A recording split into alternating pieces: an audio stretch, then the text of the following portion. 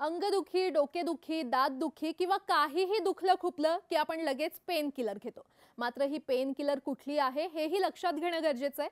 हे सांगण्याचं कारण असं की पेन किलर म्हणून जर तुम्ही मेफ्टल स्पा या औषधाचं सेवन करताय तर थोडं थांबा. लगेच तुमच्याकडे औषधांच्या डब्यात कोणती पेन किलर आहे ते आधी चेक करा.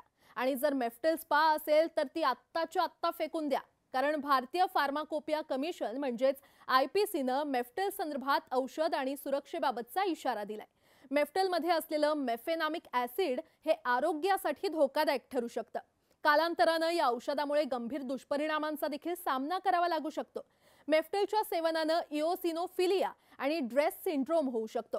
मेफेनामिक ॲसिड आधारित पेनकिलर मेफ्टल स्पाचा उपयोग संधिवात, हाडांचे रोग, मुलींना होणाऱ्या मासिक पाळीतील वेदना, सूज, ताप आणि दातदुखी यावर उपचार करण्यासाठी केला जातो.